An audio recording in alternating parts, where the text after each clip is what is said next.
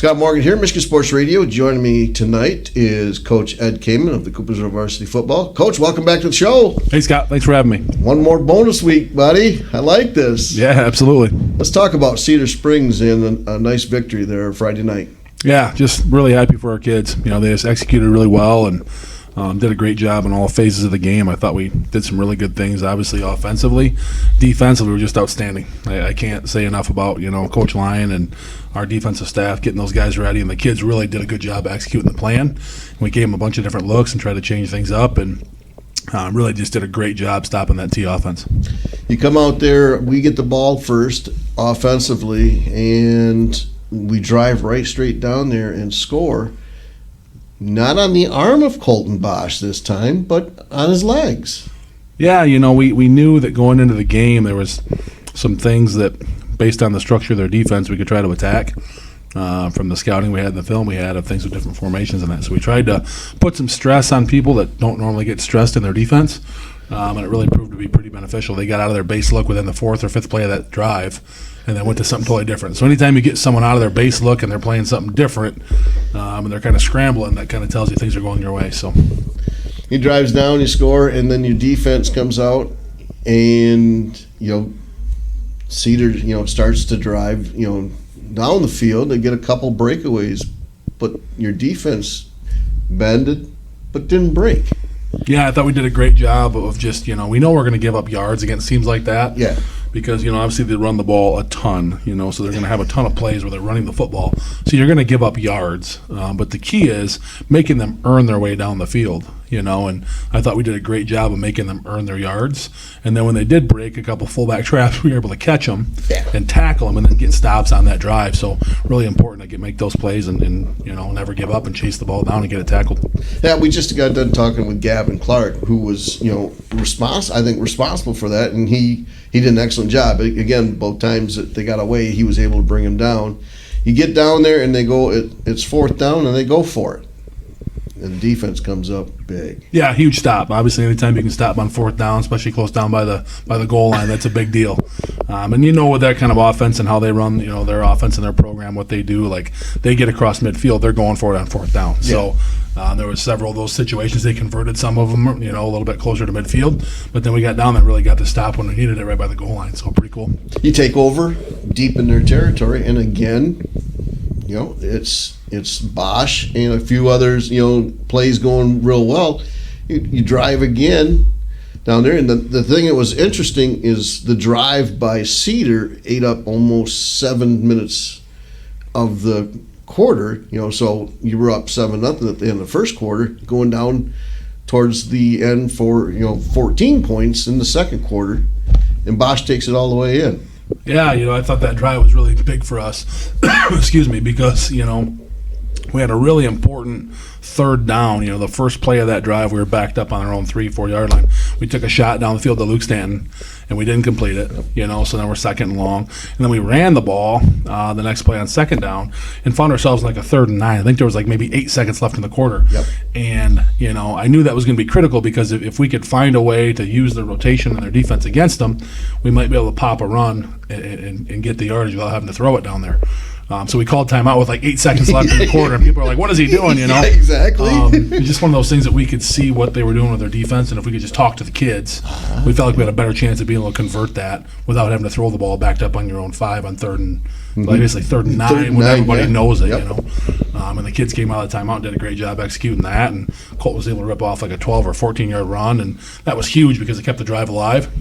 And then we just started chunking them, 4 or 5 yards a crack, and just put ourselves in really good, manageable situations on 3rd and 4th down. Yep. He gets down there and he breaks it away for 36-yard run. And I talked to him, just before meeting with you, and I asked him, when you got through the line of scrimmage into the secondary, what did you think when you saw nothing but green in front of you? He laughed. He goes, please don't let him catch me. Please don't let him catch me. Yeah, it's one of those things, in football, it's a team game, and I think that, obviously the guys up front did a great job of paving the way. The offensive line was outstanding all night long. And then, obviously, our blocking on the perimeter and our jet motion and movements with Nick Gordon. They seen Nick make a lot of plays a week before, so he was kind of the bait this week a little bit. But honestly, those plays were option reads, where the ball could have went to Nick or could have went to Colton, and Colton did a good job reading those. And obviously, if they're flying upfield to Nick, it's going to create good running lanes for Colton. He took advantage of that. So he takes it and drives it in for his second touchdown, 14-0. Once again, your defense comes up big against Cedar. Another third or fourth down stop. You guys get the ball back and getting close to the end of the half, and Colton does it one more time for you. Yeah, I mean, obviously critical. I know we had some turnovers in there too, Yep. which were important. And obviously, if you can score on those turnovers, that's a huge, extra possession and shift of the game momentum-wise and just score-wise, puts them at a disadvantage. So anytime you're playing a team like that that's ground-oriented with running the ball, it just changes their demeanor and what they're trying to do. And I thought we did a good job, too, of getting them in some negative play situations where it put them in a predictable pass situation. They didn't complete one pass the whole game, but we, in situations where they had third and long, fourth and long, we knew they were going to be thrown. We could play a little safer with our coverage and not to be so aggressive on the edge. So it was really nice that way. So you go into halftime, you're up 21-0, and you just talked about the type of offense, a wing T, run oriented. You just can't quickly score unless there's a breakdown in the defense. They were looking for it. It never happened. And again, you guys had 3 stops that I'm aware of that was fourth down and short yards, and all 3 times you came up with big stops. Yeah, I mean, the message from halftime, right, is the fact that that's obviously a very good football team and a very good football program, and we knew that they were going to keep coming. They were going to make adjustments. They were going to come and, give us their best in the second half, and our kids answered that bell, I thought, did a great job of bottling them up with their run game and keeping them to, again, where they had to earn the yards, right, not giving up the big play. Nope. And then offensively, I thought we did a great job of just continuing to grind it out, like able to use the clock at times when they needed to slow things down. And obviously with what they're doing, they took a lot of clock as well. So that might be one of the fastest games I've ever coached in terms of, we're off the field before 9 o'clock. I think it was like an hour and 40-minute game or something. But, when there's that many plays being ran with, running the ball, the clock goes quick. Sure does. Fourth quarter, no score by either team. You go into fourth quarter, and Colton finds Ryan Serba in the back of the end zone. Great call.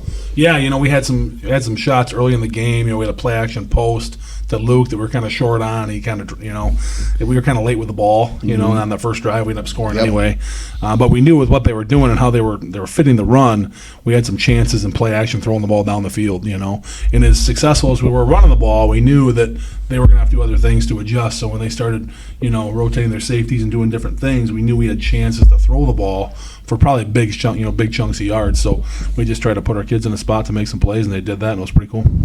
You end up scoring there with that, making it 28-0, and basically then that was fourth quarter. You just basically rode the ride out, able to eat up the clock and get the victory.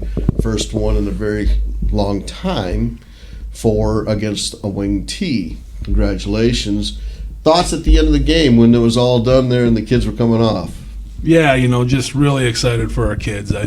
I can't say enough about this senior group. I talked to those guys before the game about how every senior class we've had since 2017 has done something to advance our program and make our program better, and look back and say, hey, we did that. That was how we helped this program get better. And, I thought that was a huge step for that class because they really hadn't had their thing yet, you know.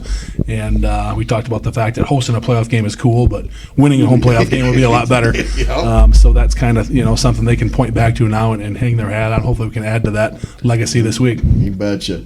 Well, thank you again. Congratulations on the Cedar Springs. We'll be back and we'll talk a little bit about your next opponent, Muskegon, here on Michigan Sports Radio.